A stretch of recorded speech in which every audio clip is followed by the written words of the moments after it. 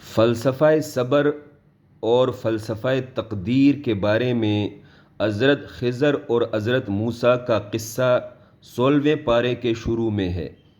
ایک دفعہ حضرت موسیٰ نے کہا کہ انسانوں میں سب سے زیادہ علم میرے پاس ہے۔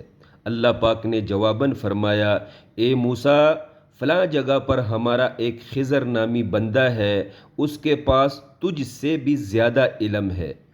حضرت موسیٰ شوق علم کی وجہ سے اور مزید علم حاصل کرنے کے لیے حضرت خضر کے پاس پہنچ گئے اور پھر حضرت خضر کے سامنے زانوئے تلمذ بچھا دیا، یعنی حضرت خضر سے علم سیکھنا شروع کر دیا۔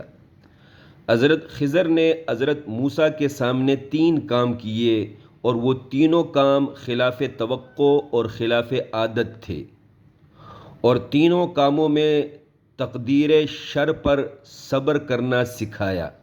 پہلا کام حضرت خضر نے یہ کیا کہ کسی غریب کی کشتی کو خواہ مخواہ خراب کر دیا۔ دوسرا کام، ایک بے قصور لڑکے کو خواہ مخواہ قتل کر دیا۔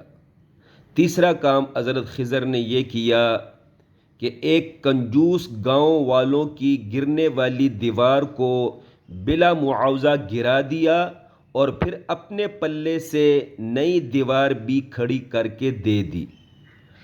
حضرت موسیٰ نے ان تینوں کاموں پر سخت اعتراض کیا۔ چونکہ حضرت موسیٰ کی نظر تصویر کے صرف ایک رخ پر تھی، اس لیے حضرت موسیٰ کو تینوں کام بڑے عجیب اور خلاف عقل لگے، جبکہ حضرت خضر کی نظر تصویر کے دونوں رخوں پر تھی۔ حضرت خضر کو تصویر کے دونوں سائیڈ نظر آ رہے تھے، اس لیے حضرت خضر نے جب حضرت موسیٰ کو ان تینوں کاموں کی اصل وجہ بتا دی، تب حضرت موسیٰ کو معلوم ہوا کہ مجھ موسیٰ سے بھی زیادہ علم والے دنیا میں ہیں، جن کی مسئلہ تقدیر پر بڑی گہری نظر رہتی ہے۔ عزیز ساتھیو، اس قصے میں سمجھایا گیا ہے کہ جس کام کو ہم کسی کے لیے غلط اور نقصان دہ سمجھتے ہیں، حقیقت میں وہ کام عموماً دوسروں کے لیے مفید ہوتے ہیں۔ جیسے اس قصے میں یہ بات خوب واضح کر دی گئی ہے۔ اس قصے میں مزید سمجھایا گیا ہے کہ اللہ پاک کے جس معاملے پر بھی صبر کیا جائے تو جلد ہی اس کام کا پھل ملتا ہے، جلد ہی اس کام پر صبر کرنے کا میٹھا پھل ضرور ملتا ہے۔